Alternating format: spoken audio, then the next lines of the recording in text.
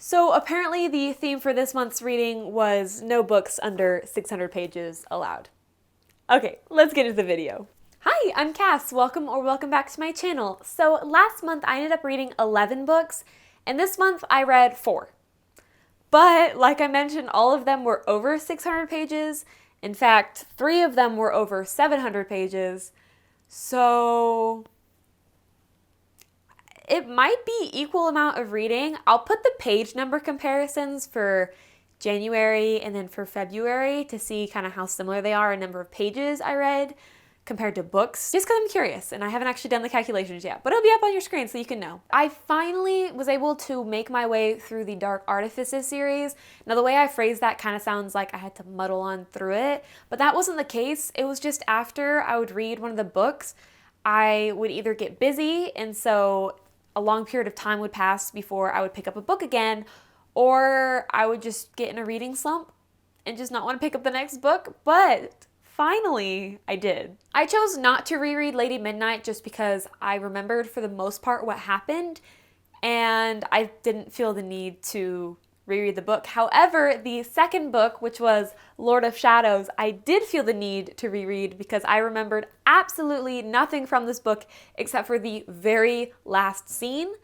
which wasn't very helpful, and I didn't want to go into the third book completely clueless on what was going on, so I did pick up Lord of Shadows to kind of refresh my memory. Now, with this book, there was quite a bit of whining and pining, and there's only so much of that I could take. So much complaining in this book, and that's fine, but I didn't really care for the main characters still. I knew I wasn't a huge fan of them in Lady Midnight when I was reading it, but Emma and Jules, I just didn't feel any connection or care for them. I don't know, call me heartless. However, I did love a lot of the side characters, including Kit, Livy, and Ty. Now, I'm a bit biased when it comes to Kit because I love Jace and their characters are very similar. And I have a nice soft spot for Jace from the Mortal Instruments series, so naturally it was to be expected that I would enjoy Kit's character. I was really glad that Cassandra Clare incorporated more of the other sibling stories into this so I could see from their perspective as well, just because the sibling dynamic is so interesting with Jules being the one who was raising the family. And then with the ending of this book, it wasn't a big shock for me because, like I mentioned earlier, the ending was the only thing I remembered from this entire book the first go around, so it wasn't some big, oh my gosh, shock, but how the events transpired, I didn't remember all the exact details, and it still hurt. It still hurt. I did give this book 4 stars simply because I did enjoy it, but there were so many slow bits where I was just kind of bored and wanted to get to the action. Now, I did read the second and third book back to back, and the third book being Queen of Air and Darkness, so a lot of the events that transpired kind of are just mushed together in my memory. Do y'all ever have that happen where you read a series so quickly that you can't differentiate what happened in what books, what events happened in what books? And so it's all just one big long book, and one very big long book if you add the other one onto it. There were slow bits in this book, which is to be expected when a book is literally this long.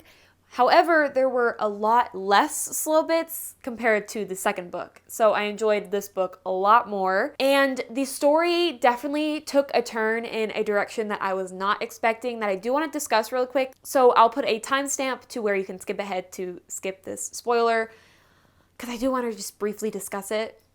The traveling to different dimensions. Now, usually I'm not a huge fan of dimensional traveling or time traveling. It just takes me out of the story just because there's so many plot holes that can be kind of introduced when you put time traveling or dimensional traveling into a story. However, I'm blaming this on nostalgia because I loved the dimensional traveling in this book. And I loved seeing what the world would have looked like if Sebastian won the war back in the Mortal Instruments series. Plus, I love seeing characters that are good turn evil, or that are supposed to be good be evil. That's why I'm a huge advocate for Evil Elaine in the ACOTAR series. But with this, I was obsessed, and seeing Livy again, but a completely different Livy, so good. And I was really glad that she did not go back to the original dimension, because I feel like that would have messed with the dynamic way too much. But then the ending with evil Jace coming through and demanding to see Clary, my little middle school heart would be screaming if I read this earlier. I don't know why it took me so long to pick it up. But the ending did leave me speechless and in shock, and I'm excited to see how she will develop the story off of that. I'm not sure if she goes and explores that story in the next series, the Lost Hours series, or not. I know nothing about that series, and I don't really want to know anything about it. I just want to dive into it. But the third book's not releasing until November, so I'm going to hold off until closer to the third book release date. Now, the next book is crazy because it wasn't even on my radar. It wasn't on my TBR. It wasn't even on my shelf. I had no idea this book even existed, but I was talking to a friend at work, and they had mentioned this book and mentioned that they would loan me their copy. And I was like, cool, I might give it a read. Not knowing if I would actually read it or not, but one of those situations where it's like, yeah, I'll try to read it. And then your TBR is so big at that point that you actually don't have time to read it. But they never ended up loaning me their copy, which was fine. But then a few weeks later, maybe a month goes by, and I was at another guy friend's house, and he mentions this book to me, and I was like, that sounds so familiar. And it ended up being the same book that the other guy recommended to me. And when life gives you two men telling you to read a book, I don't get recommendations from guys. Like book recommendations? Never. This is my first one. And my standards are set so high because this book was so good. So incredibly good. 5 stars, obviously. It's so good, in fact, that I'm literally getting a tattoo for it next week. I haven't finished the second book, but that's besides the point. The point is I was absolutely encapsulated by this story and by Patrick Rothfuss's writing. It's just gorgeous. It's stunning. It's poetic. I also am a little biased because this book gave me massive Ranger's Apprentice vibes, which is my favorite book series. I don't know how to explain it. It just gave me those same vibes. Plus, I'm a sucker for a story that has really well-developed characters and seeing their story and growth. Like, nothing could happen in a book, but if I love their character, I'm probably going to love the book. I love Kvoth. Love him. Love his character. The dialogue as well. The sarcasm, the witty banter, just everything about this book. Except for quite a chunk of the ending when he's battling a dragon. It felt a little out of place, and that's the only part in the book where I was like, which is weird because it's a fantasy and like fighting dragons you would think would be exciting, but it just felt so random. And this book is written so uniquely because the main character is telling the story to a scribe called the Chronicler, and it's told entirely in flashbacks. Each book is a different day, so he's telling his whole life story within the span of 3 days. So book 1 is day 1, book 2 is day 2, and book 3 will be day 3.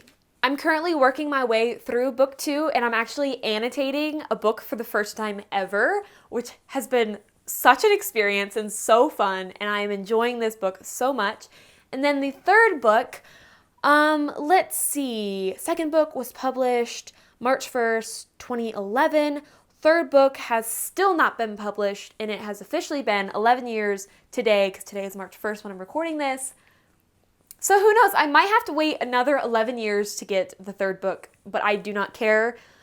I can wait. I will reread these books over and over again, guaranteed. And I'm a fifth of the way through this one, but I wanted to give an example because I always describe writers as their work being beautiful, like their writing style being beautiful, but I never give an example of what I mean by that. This isn't a spoiler or anything, it's just a small passage from the second book. So yes, it has flaws, but what does that matter when it comes to the matter of the heart? We love what we love. Reason does not enter it. In many ways, unwise love is the truest love. Anyone can love a thing because. That's as easy as putting a penny in your pocket. But to love something despite, to know the flaws and love them too, this is rare and pure and perfect. That's f***ing gorgeous. Like I said earlier, I'm getting a tattoo for it, and I'll actually vlog that experience, fingers crossed. So if you want to see that and keep up with future bookish or journaling videos, maybe pop down and hit the subscribe button, and while you're down there, maybe like the video as well. And then the fourth book that I read was one of my 2022 anticipated reads, and it was Crescent City, House of Sky and Breath. So this is the second book in the Crescent City series by Sarah J. Maas. It's her new adult fantasy series, and I enjoyed the heck out of this book. I really wish I annotated it. This would have been a really good book to annotate, but I just got into the annotating gang, okay? You gotta be patient with me. I love this book because, once again, I love the characters. If I love the characters, I'll probably love the book. And Bryce is probably my favorite female character that Sarah J. Maas has written. I relate to her on so many levels. This book was obviously chock full of things that went down, and it was so good. The ending too. If you have not read this book and you plan on it, please avoid spoilers. My friend saw the last page, and the last page has a massive spoiler. So please, if you're going to read this, read ACOTAR, read Throne of Glass, read this, avoid spoilers. Her books are just so much more fun, in my opinion, to read without spoilers. I had so many physical reactions to this. I cried, I laughed, I slammed the book shut in shock. As for my favorite bits, I have to say all the interactions between day and night, bloody adorable, and I put no puzzle pieces together to figure out who Day was, so the reveal was very shocking for me, though I was pleasantly surprised. And all I'm gonna say is my boy Rune needs some therapy, desperately. Dialogue in this book had me cracking up. Sarcastic characters, I just love them so much because that's my type of humor. And Bryce was the sarcasm queen, probably tied with Selena from Throne of Glass or Aline from Throne of Glass. They're pretty close as well. And that is the wrap up for all 4 of the books I read. So obviously quite a smaller stack than last month, but still some hefty reading. I'm planning on reading some smaller books after my February because I'm not burnt out with reading. In fact, I literally sat down and finished almost an entire book today. So I'm definitely not in a reading slump, but I'm ready to go back to some smaller books because those take a while to read. But that is all I have for the video. If you liked it, please do give it a like. It really helps gauge kind of what type of videos y'all like. And also, while you're down there, please do consider subscribing if you want to see more bookish and journaling content from me. And if you would like, please do chat with me in the comments. We can talk about books or anything really. Just talk to me. I love talking with y'all and interacting with y'all. It's so fun. And I'll hopefully see you in the next one. Toodles!